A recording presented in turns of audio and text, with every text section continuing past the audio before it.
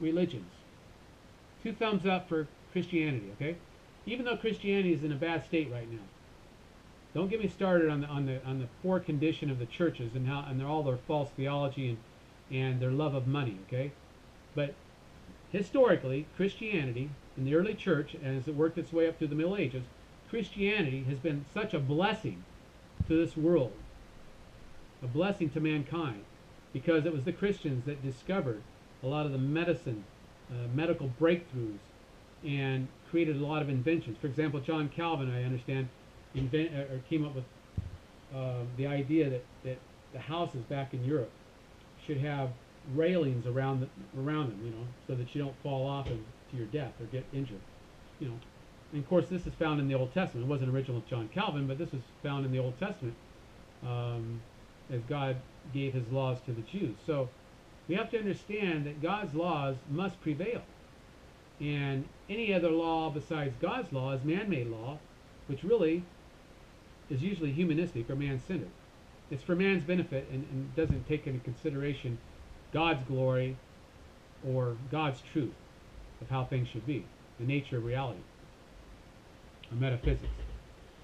Poor nations are uniformly noted for their clan-based, collectivist, non-merit, non-individual corruption, their refusal to see merit-based, talented individuals as their ultimate resource, their immorality, a short-term view, and their unwillingness, to rise above their nature-based challenges, like equator-based, natural resources poor, prosperous Singapore has achieved since World War II. Any culture that does not eliminate the basic individual natural tendency of men to be irresponsible and does not encourage men to be initiating sons, S-U-N-S, leaders as they are designed to be in the infrared range of the light spectrum is in trouble.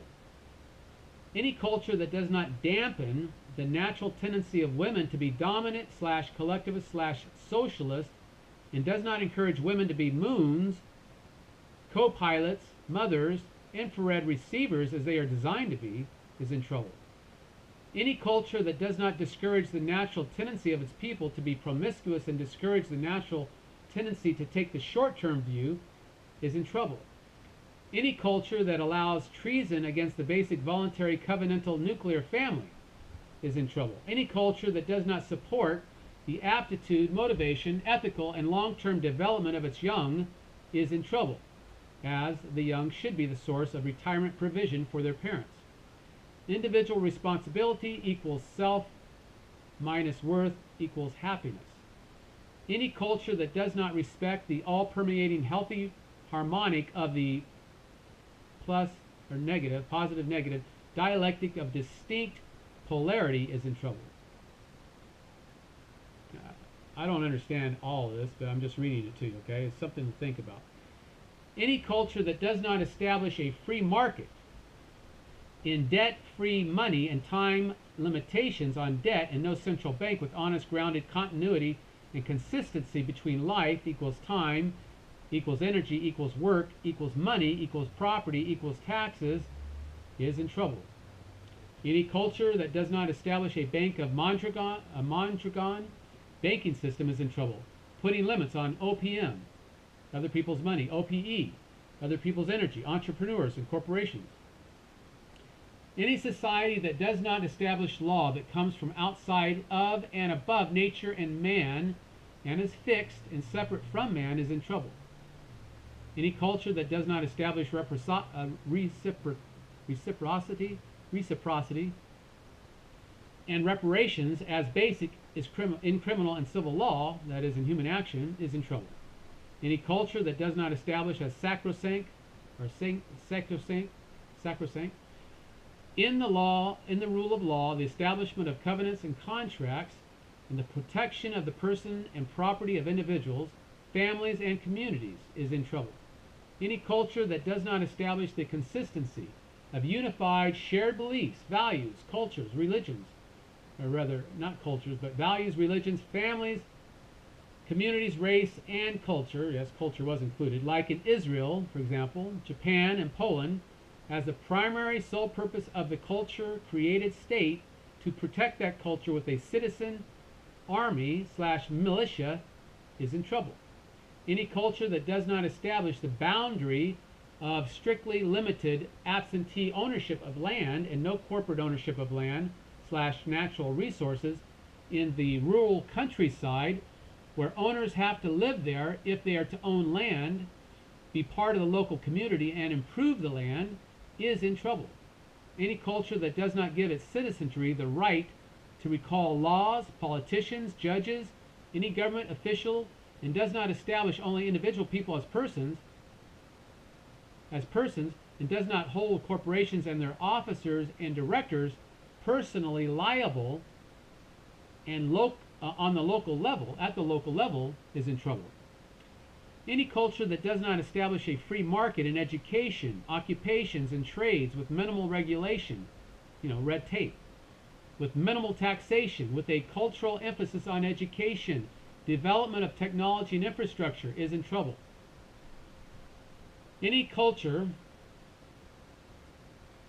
I lost myself here, let's see where we at. Any culture that does not model its balance between individual and community rights, privileges, and duties after the automobile traffic system is in culture.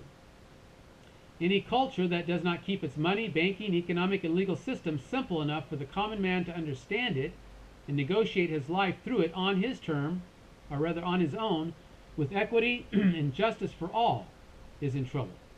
It takes both ethical, win-win individual initiative, responsibility, and accountability, a naturally arising aristocracy and earned meritocracy, and a supportive, equitable, open network system in the culture as presented above, both to ensure comprehensive justice, peace, prosperity, and freedom in a community / culture / society.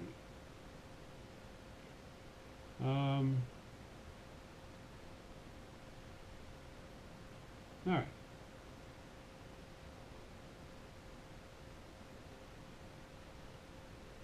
And then a little paragraph here by Tyler Durden in an article, I Know What North Korea Wants, from Zero Hedge, dated September 14th, 2017. He says, I quote, former U.S. President Jimmy Carter repeated his assertion that the U.S. works more like an oligarchy than a democracy, unquote. He said, money in politics is what makes the United States more like an oligarchy run by a small group of rich people, rather than a democracy. Money in politics violates the essence of what made America a great country in its political system. Now it's just an oligarchy with unlimited political bribery being the essence of getting the nominations of president or being elected president. And the same thing applies to governors and U.S. senators and Congress members. So now we've just seen a subversion of our political system as a payoff to major contributors who want and expect and sometimes get favors for themselves after the election is over. Carter is referring to the elite Zionist-controlled United States Supreme Court's 2010 Citizens United ruling to allow corporations to give unlimited campaign donations to political candidates, which he has previously said was the most stupid decision the court had made, unquote.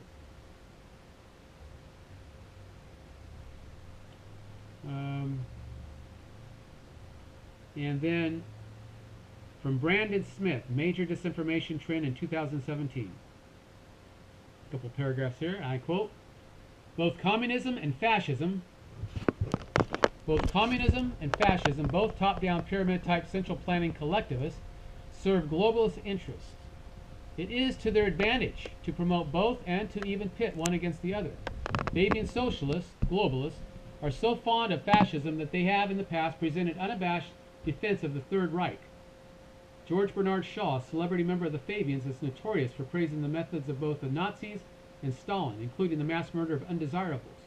Fabian socialism, a system founded in 1884, which promotes the subversive and deliberate manipulation of the masses toward total centralization, collectivism, and population control through eugenics. Fabian socialists prefer to carry out their strategies over a span of decades, turning a population against itself slowly, rather than trying to force changes to a system immediately and outright. Their symbol is a coat of arms depicting a wolf in sheep's clothing, or, in some cases, a turtle. Slow and steady wins the race. with the words, "When I strike hard." Again, it's important to acknowledge that these people are not unified by loyalty to any one nation, culture, political party, mainstream religion, or ethnic background. In fact, they will happily sacrifice any country or any group of people if it will get them closer to their goal. The difference between the communist model and the Nazi model. Nazis believe in population control based on genetic origin, while communists believe in population control based on labor potential. Well, these people are all globalists, the communists. They want a one-world government. Continuing, both standards appeal to globalists. Bottom line, fascists are slaves for globalists, just as communists are slaves for globalists. Both support big government power. I saw this coming, didn't I? I said a one-world government, which is what globalism is, and no Christian, as I pointed out before, can be a globalist, because God does not desire that that we rebuild the Tower of Babel. Remember back in Genesis? A lot of the people wanted to build a tower to Babel, and they were all united in their language. And then God confounded their languages and put a halt to that. See? And so God's going to put a halt to this one world order also. Either slightly before his second coming or slightly after his second coming. It won't last too long, I don't think. Both undermine personal freedoms.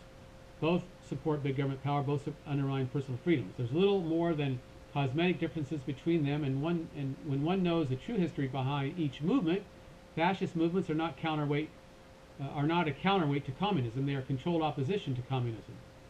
If you want to join a real opposing movement to cultural Marxists and communists, then the only answer is a movement that supports individual liberty and the reduction of government power. Yes, the reduction of government power, which is what all Christians should be for. Fascism does not support either.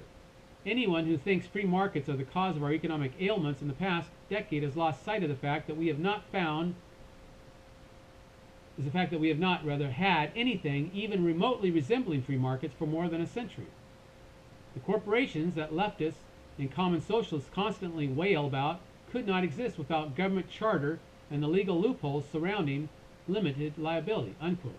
That's what Brandon Smith, in his article Major Disinformation Trend in 2017, wrote. U.S. Senator Paul Rand says, quote, "The U.S. Constitution wasn't written to restrain your behavior. It was written to restrain your government's behavior." Yes, absolutely. Thumbs up for that. I like that.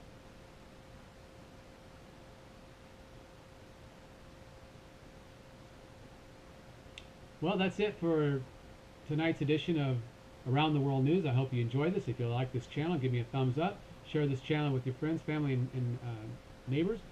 And stay tuned for our next edition of Around the World News as we explore political and economic trends mixed in with an overall Christian perspective so that you can rightly interpret modern news and current events. We're not to be ignorant of these things, as I pointed out before.